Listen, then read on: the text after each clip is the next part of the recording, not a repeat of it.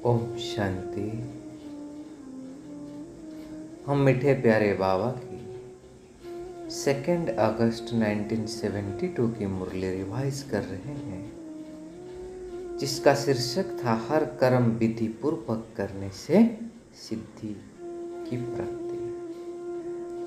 जिसका पहला पार्ट में हम निकाल देखे थे कि कैसे यथार्थ विधि से सिद्धि मिलती थी, जिसके लिए बाबा ने कहे थे कि यथार्थ विधि यही है कि अगर हम 3 रूप से और 3 रीति से सेवा करेंगे एक साथ साथ तो ऑटोमेटिकली सफलता मिलेगी, सिद्धि मिलेगी। इसके लिए बाबा ने कहे थे ना, रूप क्या है? नॉलेजफुल, लवफुल और पावरफुल, और 3 विधिता मनसा, वाचा और कर्म एक साथ साथ। तो बाबा कहते ना, मनसा में उनको पावरफुल बनाओ, वाणी में नॉलेजफुल और कर्म में संबंध संपर्क में लाते हुए सेवा में, स्थूल सेवा में उन्हें अपनापन का अनुभव करो, लाभफुल। तो अगर तीनों एक साथ करेंगे तो सिद्धि मिलेगी। और बाबा ही कहते कि सिद्धि मतलब कम खर्च वाला नशन, सब कुछ कम यूज करते हुए सर्विस और सर्विस में सक्सेस। सिद्धि के लिए जो इम्पोर्टेंट पॉइंट बाबा ने कहे थे कि वही संकल्प उत्पन्न होगा जिससे सिद्धि प्राप्त होगी, समय भी वही निश्चित होगा जिसमें सफलता हुई पड़ी है। यह सिद्धि स्वरूप की डेफिनेशन बाबा बताते। तो आज उसके सेकेंड पार्ट हम चिंतन करेंगे। सिद्धि स्वरूप की परख को देखते हुए आज बाबा कह रहे हैं कि हर सब्जेक्ट में हम कहाँ तक पास है, उसकी परख क्या होगी। तो बाबा ने बताए हैं तो वही होगा कि हर एक सब्जेक्ट में सब्जेक्ट के आधार पर ऑब्जेक्ट मिलेगा और फिर रेस्पेक्ट मिलेगा। सब्जेक्ट से ऑब्जेक्ट, ऑब्जेक्ट से रेस्पेक्ट भी बाबा ने हर एक सब्जेक्ट के बारे में बताया। और जब रेस्पेक्ट मिलेगा तो उनको क्या कहा जाएगा? परफेक्ट। और परफेक्ट अर्थात कोई भी इफेक्ट से परे, तो बाबा ने बताया। और साथ साथ बाबा ने स्मृति दिलाया है कि समय के साथ साथ स्वयं की परिवर्तन की गति कहाँ तक है, और जिसमें बाबा ने एडवांस पार्टी के कर्तव्य के बारे में थोड़ा बताया है, क्योंकि 76 में जो विनाश के बारे में बात चल रही थी उसके बाबा ने उसके बारे में भी कुछ बताए हैं, अच्छे अच्छे पॉइंट्स। और लास्ट में जो एक बहुत सुंदर पॉइंट्स के ऊपर ध्यान खिंचवाए है वो है भाषण में तरीके को चेंज करना। बाबा कह रहे हमारे भाषण और दूसरे के भाषण में क्या फ़र्क होना चाहिए। हमारे भाषण अनुभवी मूर्त होना चाहिए, उनको अंदर स्पॉट अनुभव कराना चाहिए। इसके ऊपर भी बाबा बताए हैं। तो बाबा कह रहे हैं सर्व सब्जेक्ट में हम कहाँ तक पास हैं, इसकी परख क्या है कि जो जितना सब्जेक्ट में पास होगा उतना ही उस सब्जेक्ट के आधार पर ऑब्जेक्ट और रिस्पेक्ट मिलेगा। बाबा ने बताया जैसे ज्ञान के सब्जेक्ट, उससे जो ऑब्जेक्ट प्राप्त होती है वह लाइट और माइंड, वह प्राप्ति का अनुभव करेंगे। और नॉलेज के सब्जेक्ट पर रेस्पेक्ट क्या मिलेगा कि दैवी परिवार से और अन्य आत्माओं से उन्हें रेस्पेक्ट मिलेगा नॉलेज के आधार पर। अब एक एग्जाम्पल देखिए, जैसे देखो आजकल जो महात्माएं होते हैं ना, उनको इतना रेस्पेक्ट क्यों मिलता है? क्योंकि उन्होंने साधना की है। तो उनका जो सब्जेक्ट है वो है अध्ययन। तो जो भी सब्जेक्ट अध्ययन करते हैं ना, उनकी ऑब्जेक्ट रेस्पेक्ट उनको मिलता है। इसको कहते हैं प्रकृति दासी हो जाती है। ध्यान की बात है। फिर बाबा ने योग की सब्जेक्ट के बारे में बताया है। तो योग की सब्जेक्ट में क्या ऑब्जेक्ट होनी चाहिए? तो योग क्या है? योग अर्थात याद की शक्ति। तो उसी से यही ऑब्जेक्ट होगा कि जो भी संकल्प करेंगे वह समर्थ होगा, और कोई भी समस्या आने वाली होगी तो उनके पहले से ही योग की शक्ति से अनुभव होगा कि यह होने वाला है। पहले से मालूम होने के कारण हार नहीं खाएंगे। यह योग का पहला ऑब्जेक्ट था। दूसरा क्या था? पिछले संस्कार का बीज खत्म होता जाएगा। भी संस्कार पुरुषार्थ में विघ्न रूप नहीं बनेगा। वह कहते यह योग सब्जेक्ट का ऑब्जेक्ट। तो इसके आधार पर परिणाम तो रिस्पेक्ट जरूर मिलेगा ना। क्या होगा कि आप मुख से जो 2 शब्द भी रिपीट करेंगे, वह जो भी प्लान बनाएंगे, वह समर्थ होने के कारण सभी रिस्पेक्ट देंगे। अर्थात जो भी 1-2 का राय देते हैं उस राय को सभी रिस्पेक्ट देंगे, क्योंकि समर्थ है। योग का सब्जेक्ट, वो भी हम चेक कर सकते हैं हमारा योग कितना पावरफुल है। अगर ऐसे है तो बाबा ने जो ऑब्जेक्ट बताया ना क्या प्राप्ति होना चाहिए, एक तो समय से पहले उसका हम इंट्यूशन लगा सकते हैं, मतलब वो हमको इशारा मिल जाएगा कैसे समस्या आने वाला है, फिर उसके लिए हम तैयार होकर उससे हार नहीं खाएंगे। दूसरा, हमारा पुराना हिसाब किताब या पुराना संस्कार खत्म हो जाएगा, जिससे वो जो उससे पुरुषार्थ से विघ्न रूप नहीं होगा हमको। बाबा करे दिव्य गुण की वह सर्विस की सब्जेक्ट है, क्या प्राप्ति होगी, क्या ऑब्जेक्ट है उसकी, वह है कि नज़दीक संपर्क में और संबंध में वो आत्माएं आने चाहिए जिसकी हम सेवा कर रहे हैं। और अगर वो नज़दीक संपर्क में आएंगे हमारे दैवी गुण की धारणा और सर्विस के द्वारा, तो ऑब्वियसली हमको रिस्पेक्ट मिलेगा। तो बाबा कहते हैं हर सब्जेक्ट की ऑब्जेक्ट को चेक करो, और ऑब्जेक्ट को चेक करने का साधन है रिस्पेक्ट। अगर वो ऑब्जेक्ट सही है और ऑब्जेक्ट की प्राप्ति मुझे हो रही है, तो उसके आधार पर जरूर हमको रिस्पेक्ट मिलेगा। तो बाबा कह रहे अगर मैं नॉलेजफुल हूँ तो जिसको भी नॉलेज देती हूँ ना, वह उस नॉलेज को इतना रिस्पेक्ट देते हैं क्या, ये उसकी परख। हम स्वयं को नॉलेजफुल मानते हैं तो जिसको हम देते हैं वो उसका रिस्पेक्ट देते हैं क्या, ये उसके ऑब्जेक्ट की प्राप्ति है। नॉलेज को रिस्पेक्ट दिया अर्थात नॉलेजफुल को रिस्पेक्ट दिया। तो बाबा के इस रीति से हर एक सब्जेक्ट को चेक करो। तो बाबा कह रहे हैं कि हर एक संकल्प में ऑब्जेक्ट और रिस्पेक्ट दोनों की अगर प्राप्ति का अनुभव करते हैं तो उन्हें परफेक्ट कहेंगे। तो संकल्प अगर सब्जेक्ट से ऑब्जेक्ट और रिस्पेक्ट मिलते हैं तो बाबा के उसे परफेक्ट कहेंगे। तो परफेक्ट अर्थात कोई भी इफेक्ट से दूर या परे, चाहे शरीर का, चाहे संकल्प का, चाहे कोई भी संपर्क में आने से किसी की वायुमंडल या वाइब्रेशन सभी प्रकार की इफेक्ट से परे हो जाएंगे। तो समझो कि सब्जेक्ट में पास अर्थात परफेक्ट। कुछ रेसे बन रहे हो ना, लक्ष्य तो यही है ना, इसलिए अब अपनी चेकिंग ज़्यादा होनी चाहिए। अगर जैसे दूसरों को कहते हो कि समय के साथ साथ स्वयं को परिवर्तन में लाओ, वैसे ही सदैव अपने को यह स्मृति में रहे कि समय के साथ साथ स्वयं को भी परिवर्तन में लाना है।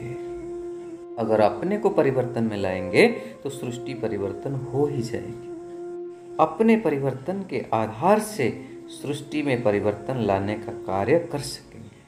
स्व परिवर्तन से विश्व परिवर्तन। कह रहे हैं यही तो श्रेष्ठता है जो दूसरे लोगों में नहीं है। वो तो सिर्फ दूसरे को परिवर्तन के कार्य में प्रयत्न है, और यहाँ तुम स्वयं के आधार से सृष्टि को परिवर्तन करते हो।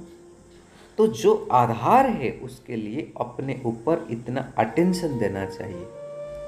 सदैव यह स्मृति में रहे कि हमारे हर संकल्प के पीछे विश्व कल्याण का संबंध है। बहुत इंपॉर्टेंट, बहुत एलिवेटेड थॉट से कि हमारे हर संकल्प के पीछे विश्व कल्याण का संबंध है। अगर इसी स्मृति से हम कर्म करेंगे ना तो सब कुछ ऑटोमेटिकली शक्तिशाली हो जाएगा, सो पुरुषार्थ भी उसमें आ जाएगा। तो जो आधार मूर्त है उनके संकल्प में समर्थी नहीं तो समय के परिवर्तन में भी कमजोर पड़ जाती है। तो इसका कारण जितना जितना स्वयं समर्थ बनेंगे उतना ही सृष्टि के परिवर्तन का कार्य समीप ला सकेंगे। बाबा करे भले ड्रामा अनुसार ये निश्चित है, लेकिन आधार मूर्त तो आप हो ना, क्योंकि आप तो सभी के नज़र में हो। फिर जैसे उस समय यही बात चल रही थी ना कि 96 में विनाश हो जाएगी, तो बाबा करे, बाबा पूछ रहे कि बिल्कुल पक्का है कि 4 वर्ष में हो जाएगा विनाश? अगर आप लोगों से कोई पूछते हैं कि विनाश ना हुआ तो क्या होगा, तो बाबा कह रहे आप क्या कहेंगे? जिस समय समझाते हो तो यह स्पष्ट समझाना चाहिए, ऐसे नहीं कि 4 बरस में कंप्लीट विनाश हो जाएगा। नहीं, 4 बरस में ऐसे नज़ारे हो जाएंगे जिससे लोग समझेंगे कि बराबर यह विनाश हो रहा है, विनाश शुरू हो गया, कंप्लीट तो नहीं होगा। तो उसी समय वैसे कुछ हुआ था ना 76 में। अब आखिर विनाश में तो समय लगेगा ना। स्वयं संपूर्ण हो जाएंगे तो कार्य भी संपूर्ण होगा, कि सिर्फ स्वयं संपूर्ण होंगे। एडवांस पार्टी का कार्य चल रहा है ना, फिर एडवांस पार्टी के बारे में बाबा ने बता रहे। आप लोगों के लिए सारी फील्ड तैयार करेंगे उन लोगों ने, उनके परिवार में जाओ न जाओ, लेकिन जो स्थापना का कार्य होना है ना, उसके लिए वह निमित्त जरूर बनेंगे। कोई पावरफुल स्टेज लेकर निमित्त बनेंगे, ऐसी पावर्स लेंगे जिसी से स्थापना का कार्य में मददगार बनेंगे। पूरा हिंट्स दिया है बाबा ने। कहे आजकल देख रहे हो ना कि दिन प्रतिदिन न्यू ब्लड का कितना रिगार्ड है, तो जितना आगे बढ़ते जाएंगे बाबा करे छोटों की जो बुद्धि इतना काम करेगी, बुजुर्गों की नहीं करेंगे, तो बच्चों को भी बड़ों ने रिगार्ड देंगे। तो बाबा ने कहता अभी हम देख रहे हैं ना कि छोटे बच्चे कितना होशियार होते हैं, सबको उनको रिगार्ड देते हैं। अगर उनको रिगार्ड नहीं देंगे, बड़ा समझ करके न चलाएंगे तो फिर काम नहीं होगा। इसलिए बाबा कहे पहले तो बच्चों को रोब से चलाते थे, अभी तो ऐसे नहीं करते हैं, बच्चों को भी मालिक समझकर चलाते हैं। तो बाबा कहते यह भी ड्रामा है, छोटे ही कमाल करके दिखाएंगे। एडवांस पार्टी का तो अपना कार्य चल रहा है ना, इसी से बाबा ने हिंट्स दिया, इशारा दिया। जो एडवांस पार्टी में जाते हैं, गए हैं, उन्होंने ऊंचे ऊंचे पोजीशन पर रहेंगे। छोटे होते हुए भी बहुत उनके अंदर क्रिएटिव आइडिया आएगा, बहुत पावर होगा। ये बाबा के एडवांस पार्टी का कार्य चल रहा है, लेकिन वह भी आपकी स्थिति एडवांस में जाने के लिए रुके हुए हैं। वाकई उनका जो कार्य है ना, आपके कनेक्शन से ही चलता है। सारे कार्य का आधार विशेष आत्माओं के ऊपर है।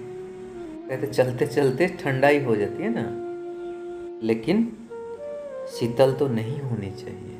बाहर का जो रूप होता है, मनुष्य तो देखते हैं, समझते हैं यह तो चलता आता है, क्या बड़ी बात है, परंपरा का खेल जैसा चलता आ रहा है।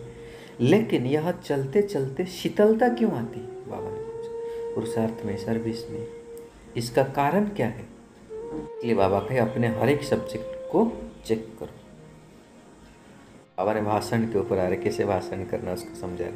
बाबा करे आजकल लेक्चर में आपका कंपटीशन करे तो इसमें कोई भी जीत लेंगे, लेकिन जो प्रैक्टिकल में है उसमें सभी आपसे हार लेंगे। बोलेंगे तो सभी, लेकिन प्रैक्टिकल करके दिखाने। तो मुख्य विशेषता है प्रैक्टिकल लाइफ की। प्रैक्टिकल का कोई भी बात आप बताओ ना तो एकदम चुप हो जाएंगे। लेक्चर से सिर्फ प्रैक्टिकल का भाव प्रकट हो जाएगा और वह लेक्चर देने से न्यारे दिखाई देंगे। इसलिए हम देखते हैं ना, चाहे कितना सा भी छोटी सी अनपढ़ भाई बहन हो, लेकिन जब अपने अनुभव सुनाते हैं ना, इतने बड़े बड़े उनके आगे सब फ्लैट हो जाते हैं। मतलब अनुभव ही कि प्रैक्टिकल करते हैं तो उनका कितना इफेक्ट रहता है। जो दो शब्द उन्होंने बोलते हैं वो नए से दिखाई दे, यह जो बोलते हैं वह प्रैक्टिकल है, यह अनुभवी मूर्त है, तब उसका प्रभाव बाबा करे पड़ सकता है। बाकी सुन सुनकर सब थक गए, बहुत सुना है, अनेक सुनाने वाले होने के कारण सुनने से सभी थक गए हैं। बाबा कह रहे कितना सालों से सुनते आ रहे हैं, सब अनुभव करना चाहते हैं। सभी कहते हैं कि हमें प्राप्ति कराओ। अभी 7 डेज कोर्स करने के लिए भी लोगों के पास समय नहीं है, बस हमको 1-2 दिन में ख़त्म कराओ, हमको योग की अनुभूति कराओ। आजकल सब यही चाहते हैं। इसलिए बाबा कहते हैं लेक्चर में ऐसी पावर होनी चाहिए जो एक एक शब्द अनुभव कराने वाला हो। बाबा कहते हो ना कि आप शरीर नहीं आत्मा हो, लेकिन यह शब्द बोलने में भी इतना पावर होने चाहिए जो सुनने वालों को अनुभव हो जाए कि सचमुच मैं एक आत्मा हूँ। क्योंकि जब किसी के अनुभव होता है ना, वो उसको कभी छोड़ नहीं सकता। आकर्षित हुआ तो आपके पास जरूर आए। तो जैसे बीच बीच में भाषण करते हो ना कि साइलेंस का अनुभव करो, तो उसी समय सचमुच साइलेंस का उन्हें अनुभव कराना है। बोलते बोलते डीप साइलेंस में चले जाए। बाबा करे इससे प्रैक्टिस को अभी बढ़ाते जाओ और उन्हें अनुभव में लेते आओ। और एक एग्जाम्पल दिया, जैसे बोलते हो कि पुरानी दुनिया से बेहद का वैराग्य दिलाना चाहते हो, तो भाषण में जो पॉइंट्स देते हो वो देते हुए वैराग्य वृत्ति के अनुभव में ले जाओ। नहीं खाली पॉइंट सुना रहे, एकदम वैराग्य वृत्ति का अनुभव करा दो, किसी को फील करे सचमुच ये सृष्टि जाने वाली है, इसी से तो दिल लगाना व्यर्थ है। यह प्रैक्टिकल में करो। बाबा के दुनिया में जो पंडित होते हैं ना, उनका तो बोलने में पावर होता है, अभी अभी हंसा देते हैं, अभी अभी रुला देते हैं। तभी तो कहते हैं ना कि उनके भाषण में पावर है। में वो पावर नहीं हो सकती है। अशरीरी बनाना चाहो तो वो अनुभव करा सकते हैं, वो लहर छा जाए, उसको कहा जाता है कि प्रैक्टिकल अनुभव कराना। अब ऐसे भाषण होने चाहिए, तब कुछ चेंज होंगे। अब वो समझेंगे कि इनके भाषण से दुनिया से न्यारे हैं। बाबा करे उनका जो भाषण है ना, वो भले सभा को हंसा देते हैं, रुला देते हैं, लेकिन वो अशरीरीपन का अनुभव नहीं करा सकते। बाप से स्नेह पैदा नहीं करा सकते। हाँ, कृष्ण से करा सकते हैं, लेकिन बाप से नहीं, क्योंकि उन लोगों को पता ही नहीं। तो यह बात निराली होनी चाहिए। बाबा कहे मान लो कि गीता के भगवान पर पॉइंट्स देते हो, लेकिन जब तक उनको बाप क्या चीज है, हम आत्मा है, वह परमात्मा है, जब तक यह अनुभव ना कराओ, तब तक यह बात भी सिद्ध कैसी होगी। ऐसा कोई भाषण करने वाला हो जो उन्हों को अनुभव कराए आत्मा और परमात्मा में रात दिन का फर्क है। जब वो अंतर महसूस करेंगे तो गीता का भगवान जरूर सिद्ध हो जाएगा। तो सिर्फ पॉइंट से उन्हों की बुद्धि में नहीं बैठेगा और ही लहर उत्पन्न होंगी। लेकिन अनुभव कराते जाओ तो अनुभव के आगे और कोई बात जीत नहीं सकेगी। इसलिए भाषण में अब यही तरीका चेंज करो। तो इतिहास की बाबा के समझा। तो हमें भी यही ध्यान रखेंगे, जब भी किसी को कुछ बोल रहे हैं तो उसे अनुभव कराना है। तो स्वयं जब अनुभव करते हुए बोलेंगे, सामने वाले आत्मा को भी अनुभव होगा। और जो हर एक सब्जेक्ट की प्राप्ति बाबा ने ऑब्जेक्ट के बारे में बताए हैं, जिसे हमको रेस्पेक्ट मिलेगा, वो भी हम चेक करेंगे। तो सहज विधि से सिद्धि स्वरूप ही बन जाएंगे। अच्छा जी, ओम शांति, शुक्रिया।